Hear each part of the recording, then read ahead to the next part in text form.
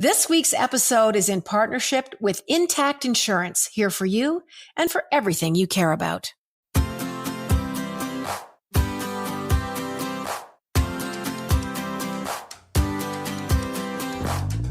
Hello, everybody. Welcome to the Jann Arden podcast. I'm here with Caitlin Green, Adam Karsh, as always, in studio. Caitlin's at home in Toronto.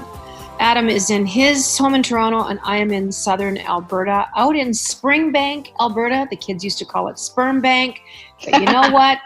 That's okay. And I do talk about my community, being Springbank, but the kids that used to make fun of us, calling us sperm bankers, they were from little towns that were called like Cochrane and Balzac. So think about that just for a second. That it makes no sense. Anyway, lots going on in the world as always. We've got lots of things that we want to talk about. First and foremost, I'm just going to cut right to it. And it's a big deal for all of us because we've been quarantined for basically, 11, 12 weeks now, is exercise. Lizzo Beating, who's a magnificent African-American black singer, I don't know where she's from. I'm not exactly sure where she's from. Anyway, she's this big, beautiful, young, vibrant, unbelievable songwriter, great singer, and she gets in your face about body image. She pulls no punches. She posted something on Instagram about she was exercising, lifting weights, pedaling a bike, skipping rope, doing all these things, and basically she has a lot of haters. Basically saying, you're basically the super overweight woman, and what the hell's the point of your exercising? And she came back with exactly how I feel. It's not about you. It's about how she feels about herself. I retweeted her Twitter post. I think that was hooked to her Instagram. And I basically said, I exercise because I want to sleep better. I want to fight off depression. I want to help myself with anxiety.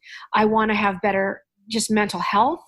I want to have lower blood pressure. I have diabetes in my family. I want to kind of keep that at arm's length. And I just said the last thing on my list of exercise is weight loss. Yeah. So I think if that's why you're exercising, you're missing out on every positive benefit of actual motion of a human body. Yeah. And some people obviously they talk about bikini season and wanting to look good in a bathing suit. And I get where that pressure comes from for sure. But people are genuinely obsessed with Lizzo's body, obsessed with her size, obsessed with how she looks, the fact that she's confident and she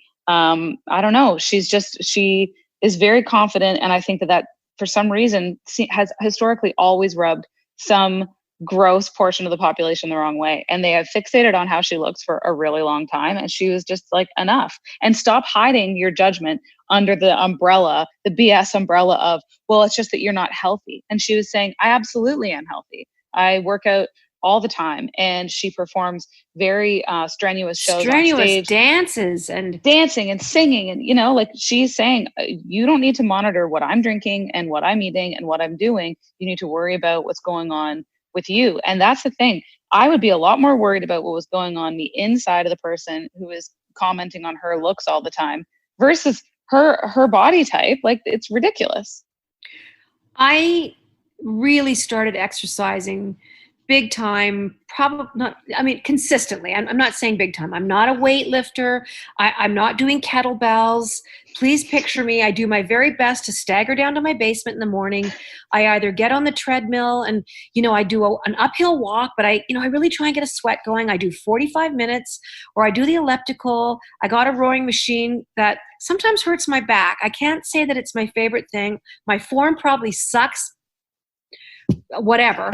And I can't, sometimes my back gets sore, so that's not my go-to. And my butt hurts on the rowing machine. I need a gel pack. I need to be sitting on a bag of flour. I don't even know what I need. They have bicycle shorts, because I have the same thing with spinning. I know that spinning is a big deal, Soul Cycle, whatever. And I have tried it numerous times, and your ass hurts, right?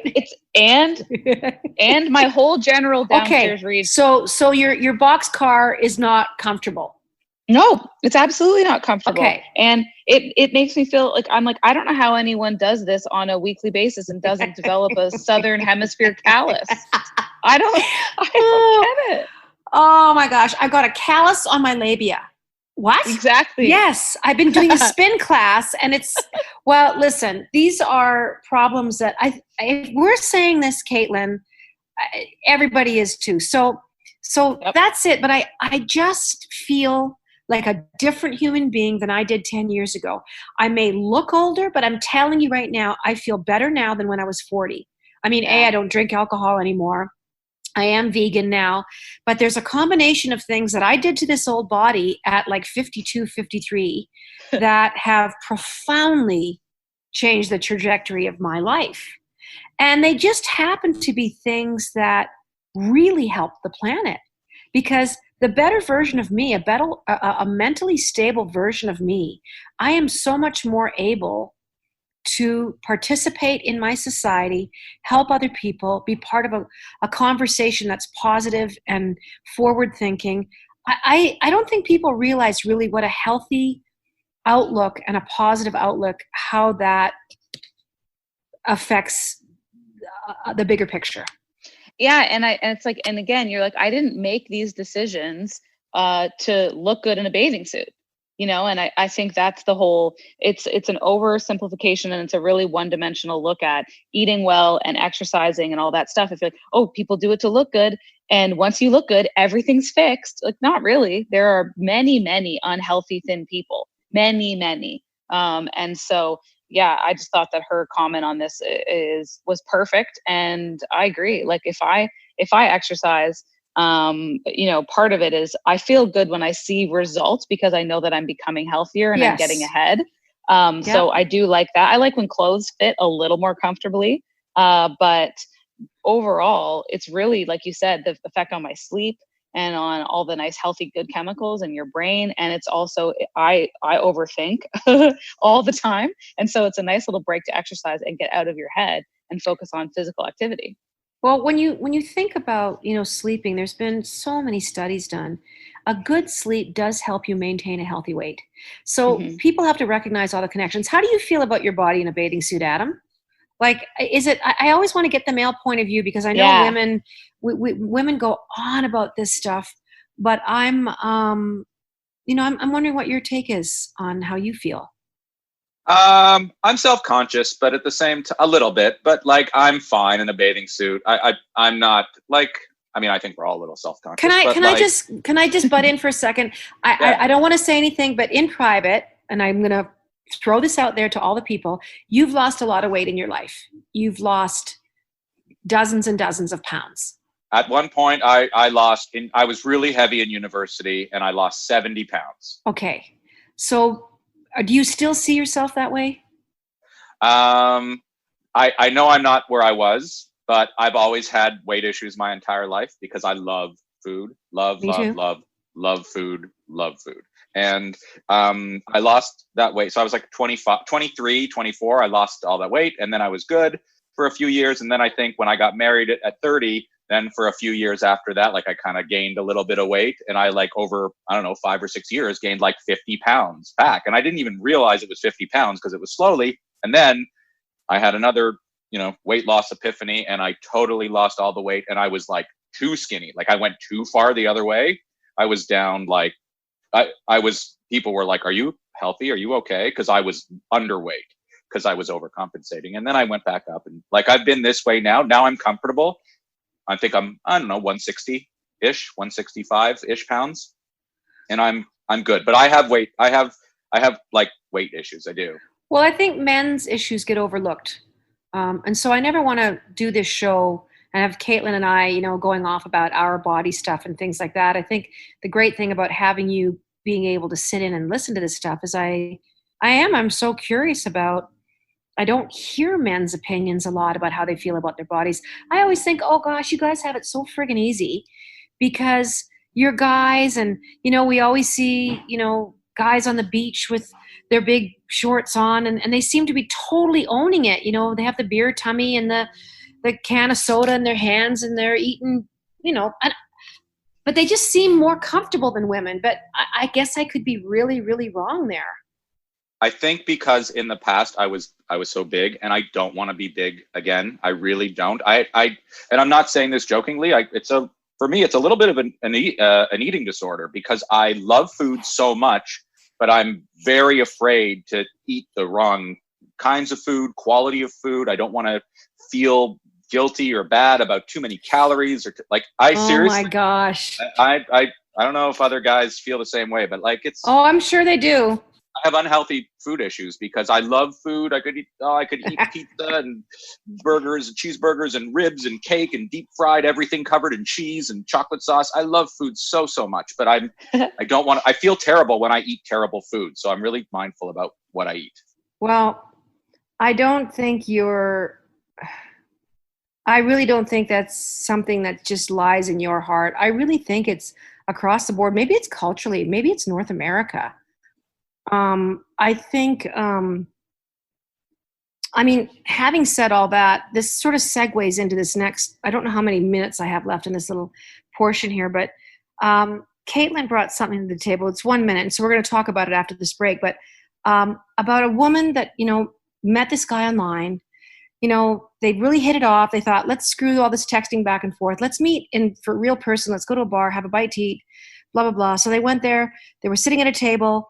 Had a wonderful conversation, connected, laughing, so engaged. She thought, oh my gosh, he's so much better looking than me. So that was kind of an issue for her, because usually she's the better looking one. Anyway, long story short, they stood up at the end of the date, and he wasn't as tall as she thought. So we're going to come back and talk about this. She said the attraction instantly diminished. So I guess we're kind of heading in a body image thing today, but after the break, we're going to come back and talk about why do we think that happens, and why the hell are we so hard on each other? You're listening to the Jann Arden podcast. Just before the break, talking about girl goes meets guys for dates, and they talk. He stands up at the end of the date with her, because they're probably going to maybe go to another bar and have a nightcap or something. But when he stands up, he's not as tall as she thinks that he's going to be, and she instantly loses her mojo for him. So I don't know. I find she made her name's Talia. And she just said, she made no bones about it. She goes, hey, look, I know. I felt less feminine, and I just completely lost physical interest. I don't know if I like that. It makes me nervous. I'm a single person. You guys are both married. I'm like, is that the world we're living in? I have no desire to date. Maybe that's one of the reasons, because I'm thinking, I don't want to be judged. I don't want to be scrutinized to that point. there's something about it. It's scary to me. It really is.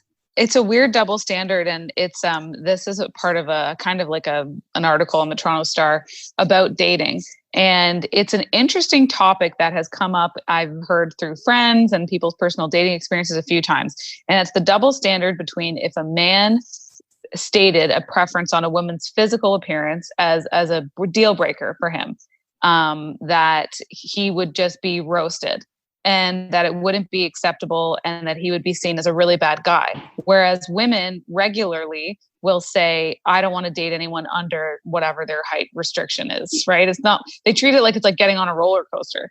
Like you have to be this tall to you have to be this tall to date. This tall to ride the ride. Oh my gosh, that's so sad. And it's weird. And I think, I've talked about it on the morning show I work on a bunch of times, and people will say, oh, well, it's because I don't want to feel bigger than the guy. Okay. Or I like going back to, I want to feel like they could protect me. That's a very archaic idea. Yeah. And I'm like, if you really wanted somebody to protect you in the year 2020, you'd probably be well suited to hook up with a computer programmer or something. Like a tall guy is of very little use to you in the year of 2020. You need somebody who knows software. Exactly. You need somebody who can hack in and find a meanie on Twitter and know where they live. That's what you need. Yeah. You need someone who can dox your enemies, not somebody who's going to be clubbing enemies over the head for you. That's not going to happen. So there are those situations where I always find it interesting. And on a producer on our show, morning show previously, he was single and he was on dating sites and he'd been married for a long time. And he said he was really put off by the fact that he said at least a solid half of the profiles of women his age said that they wanted somebody, don't even bother messaging me if you're under 6 feet. And he was like, well, that's awful. And if I said, don't even message me if you don't have a C cup, he would that would never be allowed. And like, what's a guy supposed to do about his height? And then there are women who say that men try to put their physical preferences in different worded ways as well, still on their profiles. Like, I want someone with an athletic body type, or using language to indicate that they don't want somebody who might be curvy. And it is hard, and it must be disheartening for people who are single to try to put themselves out there. If you think you're never going to get past the gate just based on how you look. Prince was 5'6". Yeah. Prince, one of the sexiest dudes, like really, like iconically sexualized artists, like one of the big ones. I mean, he, when I think of sex symbols in the 80s and 90s, I absolutely think of Prince and his, I mean, it was undeniable. And I mean, someone like Marilyn Monroe she was a size 12. I think she was like 5'4". But I've heard size 12. I've heard that countered, though, that the size 12 then would be like a size 6 or 8 now. Oh, great. You ruined the myth for me. I know. I'm sorry. I've heard that one's been debunked for me because I was talking about it as well. And I was always like, I looked at her in photos and I thought to myself, that doesn't seem right. And then, we now have vanity sizing. And so there's been like a very big change in how sizing works. But yeah, I mean, again, though, it's not about it shouldn't be in your head about what somebody looks like without ever first getting to know. Would that affect you? If you went, like, how tall is your husband? My husband is not tall. Adam, you've seen my husband. And he's not a big guy. Like, arguably he would be considered probably like quote unquote too small for a lot of women. But I've always found him I've genuinely always found him very attractive. So it wasn't ever like I was like, oh, like I got to know him and then I thought he was hot. I was like, no, I thought he was handsome right away. But I think Talia or Taylor did that guy a favor, because if you are dealing with people that are not even willing to put the time in, I find that physical attraction, yes, there's the instant part of it, but there's also this slow, steady growing period that really makes you like very attracted to a person's intellect. I don't want to, I mean, I'm at an age now where I am not going to fall prey to like, you're good looking, I want to sleep with you. That's the end of the story. I think that's a very 20-ish something way of thinking, because, it's a booty call. You want to have sex with them. Now I'm at an age where I want to look for someone who's a partner. Mm-hmm. That's not what I'm looking for. I really am not looking for sex. Yeah. That's not high on my list of things that that's not my priority in meeting somebody new. It just isn't. So I expect someone to do the work to get to know who I am.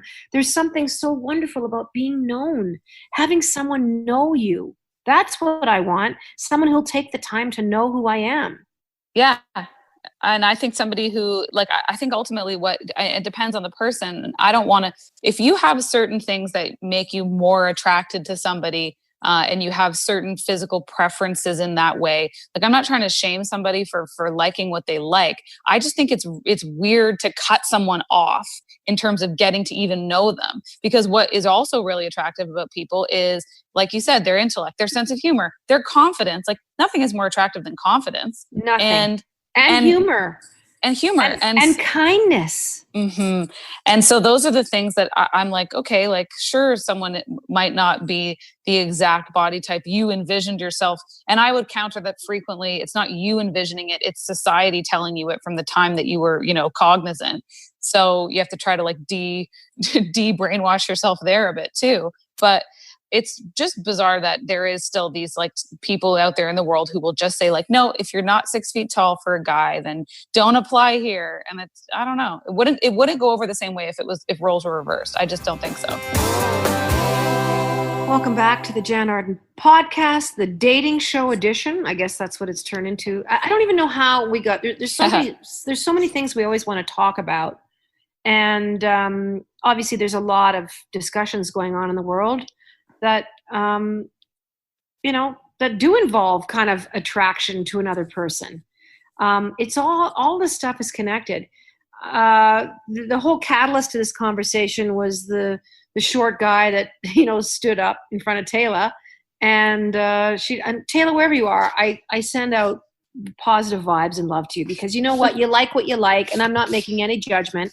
I'm just like, I hope someone takes the time to get to know me. Yeah. I don't even know how that's going to happen. You guys, I can't even picture it. I don't know what, I mean, especially in the times of isolation and quarantine now, and I'm not in any hurry to meet anybody, but normally I always throw it out there to the universe that you just meet them when you're working, or I don't know. I don't even know how I've met people in the past, but. Well, yeah, like I have friends who are single now, and the way that I would say almost exclusively, obviously, the way they're meeting people now is on dating apps. I would never do it. Yeah. I did Raya for, it's RAYA. I think my friend Danny talked me into signing up for it. It's for public people. Yeah. We've talked about this before on the show, and I lasted 90 seconds. I was so scared when the names came through of people that they thought would, be a good fit for me. And it took me, I'm going to say 90 minutes, 2 hours to fill out the forms. And it took them 4 months to okay my application, 4 months. And I had to prove my Twitter account, my Instagram. I had to prove that I was a public person that had a substantial social media following, or a job that, qualified me. But anyway, I just thought, I think they showed me, and I'm not kidding you, Chelsea Handler, Drew Barrymore. I shouldn't even be saying this because I don't think you're supposed to know who's on there. A couple of people that I know, Canadian musicians. Yeah. And this guy, a 26-year-old guy in Spain, who was a sculptor.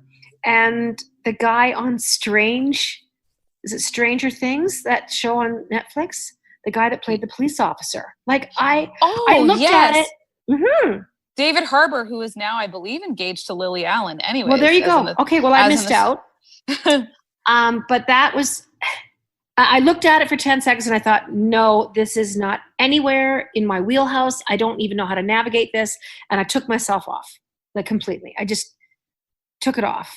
So I don't think that's it. And I've almost resigned myself to maybe I'll be on my own forever. Maybe I'll be, as Emma Watson puts it, self-partnered. Oh, I love when she said that. I thought that was a nice reframing. Well, because now, what are where would these IRL, in real life, meetups happen? I mean, when everyone's hidden behind a mask, trying to get out of the grocery store as quickly as possible. Not a bad idea. Kind of levels the playing field. Yeah, that's true. But it's weird to consider that it is more reliant, you are more reliant now than ever on using apps and using technology. What was the show? We talked about this before, Adam, of the Netflix love show where they're in the pods and they're talking to each other through the glass. Love is Blind. Love is Blind. So Adam freaked out when we talked about the show. So getting back to this, Adam, you're just like, your head's exploding. I hated that show. I wish Love was deaf, but anyways, because I couldn't stand those people. Well, Caitlin, explain the show a little bit, because for people that haven't watched it, it's on Netflix. Oh, it's just a bunch of dummies who wanted to be on reality TV, and they were hidden. It's true. And they were hidden behind a frosted glass wall while they talked to each other. And it was like a Big Brother style house with a bunch of couches around, and they all told each other their lives. And you know what? There was like one couple that was half decent. I forget their names. And they were okay. And then the rest of them, I just thought, I don't know what truck you fell off of on the way to LA, but everybody was just they were trying to be famous. But I mean, the thing that is, and our point being is that these people, not only did they not, so never mind standing up in a restaurant and being shorter than what you are supposed to be, these people asked each other to be married. They agreed to get married without having seen each other after these dates through a wall. So I'm imagining as they come through the door and walk towards each other, never mind short, they have no idea of race. They have no idea of physical appearance. Obviously, the show casted very good-looking people. Because that wasn't an issue. But I'm just saying that, they had these attractions for each other based on their conversations. which is kind of cool that you actually have to talk to somebody and get to know them. Yeah. Before, I don't know. How important is physical attraction to you guys? I never know if it's like the correct word in my brain for me is physical attraction or just like chemistry. You know chemistry. And you then have chemistry, or yeah, yeah. Is chemistry instant, or is it something that develops over time? Adam, I'm going to ask you that. I'm going to say instant. Wow. Like, I'm going to say instant. If sometimes you just get a spark with someone, even if it's just a friendship chemistry, it doesn't have to be a love interest chemistry. That's the best kind of friendship. And then that sudden attraction, I think that's super sexy.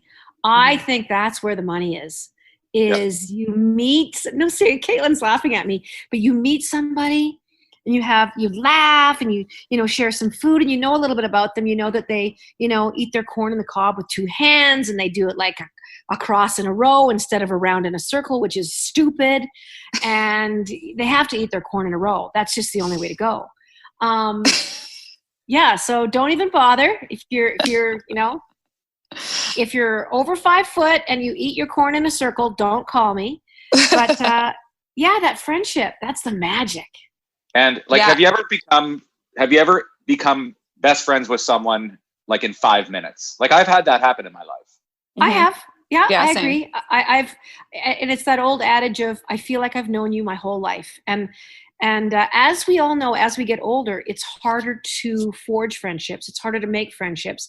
People have lifelong friends. They have circles of friendship established. As we get older, to make new friends is really magical. And then to have a friendship that turns into a possible romance or physical connection is even rarer still as you get older.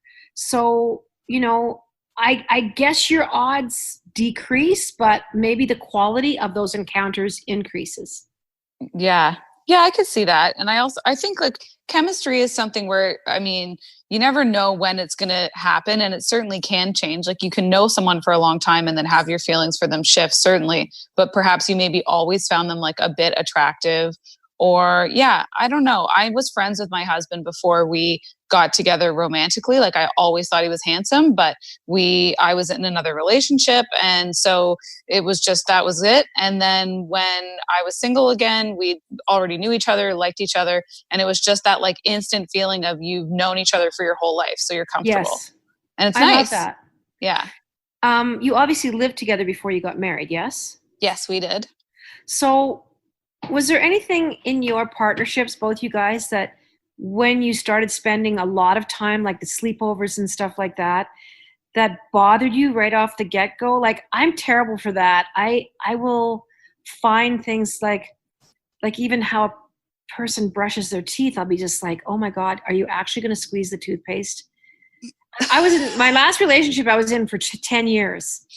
And she squeezed the toothpaste in the middle of the tube. And I thought, I can't, and it always bothered me. And it wasn't a bone of contention, but I know you don't like me doing that. I'm like, well, why are you doing it? Why don't you roll it from the bottom? And I don't know why I let things like that bother me. Well, they probably, you've got 50 seconds. Finish that. Whatever you're going to say it in like 40 seconds. I wonder if it wasn't that other things were bothering you and that just happened to then become irritating because you already had other things that were brewing. But I didn't notice that. I feel like I should give you $100 for that advice right now. I know. I was like, I've been to therapy, so I could tell you. But it's just one of those things where I never had that happen with my husband. But more importantly, I think that I ended a lot of relationships. It was like I was like Jerry Seinfeld on like Seinfeld, where I would end something early days with someone because they did something right off the bat where I was like, that's weird. Like they have more skin cream than I do, or they make their own pudding instead of simply buying a snack pack. Like those are real things I've done. Welcome back to the Jann Arden podcast. Hi, welcome back. I guess this is the dating show edition. I don't know how it happened, but in my humble opinion, it is very dangerous to rely solely on a person's appearance to kind of to put all your eggs in that basket based on how a person looks. And I'm sure we've all found ourselves in trouble with, why am I even in this room sitting with this guy, with this woman, whatever, because they're really great looking, but we have absolutely nothing in common. And this person is not a nice person. And I'm not just making a general statement about good looking people. What's good looking to me may not be good looking to you, Adam, or you, Caitlin. Like, what I find good looking, people would be going like, are you kidding me? And I'm like, no, oh my God, he's beautiful or she's beautiful. Like, I like really interesting looking people. Who would be the most, like, if I had to say, like, okay, who would, if you wanted to surprise the widest range of people with who you find attractive, what would be like a recognizable person that you would say, you're going to be surprised, but I find this person hot? You have to Google this. Okay. But he's one of the sexiest men I've ever met in my life. Oh, met. Okay. I worked with him many times. Okay. He's not a big man. I'm going to say 5'6", 5'7", maybe. His name's Kenny Aronoff. Okay. Kenny Aronoff. Okay. He's one of the best drummers on the planet. I worked with him on Living Under June. He is the masterful musician behind the Good Mother drum pattern. He's very much in a relationship. He's got kids. I think Kenny would be in his late 60s now. I think he's maybe like mid-late 60s. Okay. And I'm Googling him as we He's record. a good-looking dude. For sure. There's definitely, but he has a definite look. Oh, yeah. I mean, he's bald. He shaves his head. He's got a really interesting nose. I don't know. I just remember being in the studio with him and I could never stop looking at him. And I always felt so embarrassed because we'd be listening to a playback in the studio and Ed Cherney, my producer at the time, all the band would be in there and I would be looking at Kenny. You know, I'd be looking at him. He'd be playing drums on his legs and he'd be so into it. And I loved that about him. And then he would catch me looking at him and I could feel myself going so red. But anyway, I just think he's such a beautiful man, but he had a kindness in him and he was very, like, I don't even know what his accent was. I don't know where Kenny's from. I feel like somewhere in Brooklyn, like New York or I don't know. I never even could figure out. Anyways, that's it. Look him up. Kenny Aronoff. Yeah, he was born in Albany, New York. Okay, there you go. 67. And I loved Nick Nolte. And people would be like, are you out of your mind? I'd be like, have you seen Cannery Row? And I thought he was always very beautiful. I mean, and women, there's just so many beautiful looking, interesting women. I mean, as a kid, I loved Doris Day, for crying out loud. I just thought she was the most beautiful woman ever. Cate Blanchett and Kate Winslet, all the Kates. I mean, so beautiful. Judi Dench, I think, is absolutely just so stunning. I never get tired of looking at her face. What I wouldn't do to go and sit and have a cup of tea with Judi Dench. I think she's incredibly sexy. I know she's probably 80-some years old, but I just think she's so smart and worldly, and I don't know. I just find people so interesting, and I hope that people would grant me that same kind of opportunity. You know, that I would be somewhat interesting and, funny and all those things. Like, I hope that it's not based on how I look and how much I weigh and how tall I am. And I mean, this show's got me thinking. I'm quite frightened now as I go forward in my life. I don't know. I don't know what to think. Well, I think putting yourself out there is hard enough, and now we live in a culture where it's a simple swipe of like, do I like how this person's photos look right away? And then there are people who are incredibly photogenic and in real life look quite different. And there are people who don't photograph well or don't even look like themselves when they take a photo, and you see them in real life and you're like, oh my gosh, like I wouldn't have thought you look like this. I mean, so now you also are being reduced to a still image on all of these dating sites, which is not the best. Wouldn't it behoove people to put like a not great picture of themselves up there?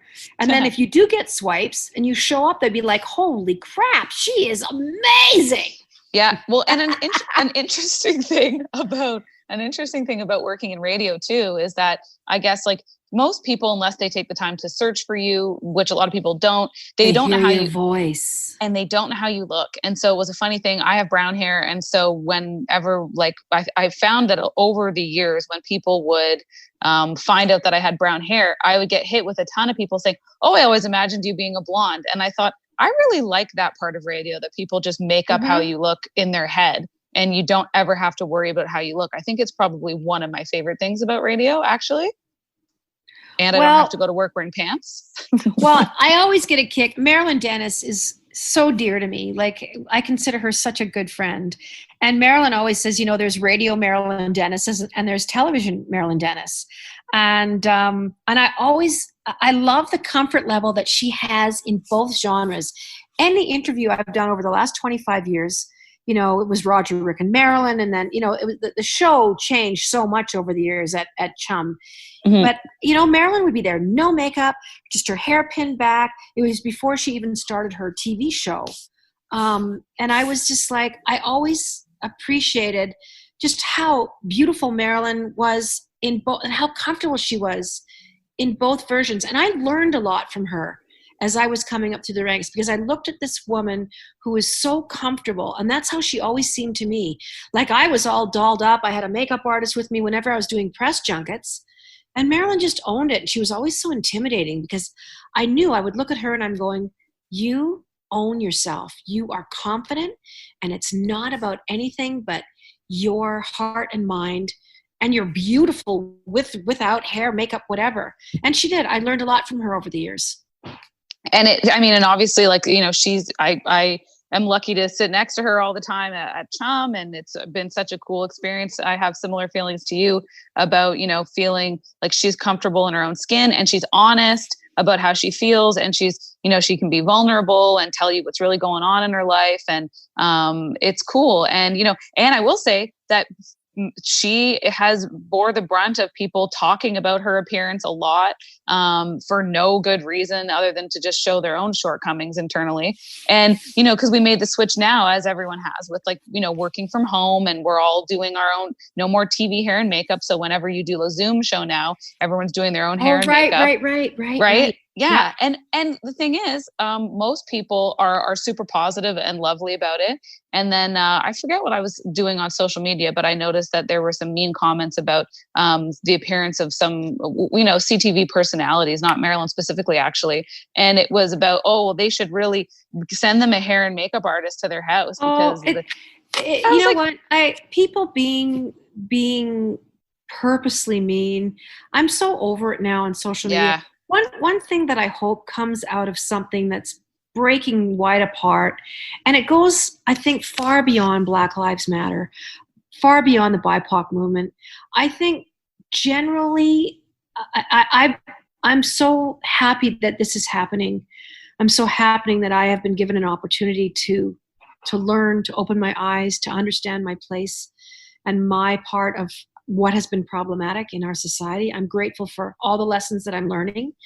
And, but further to that, I think cruelty and meanness in general across the board is being called out. People are not accepting or tolerating this.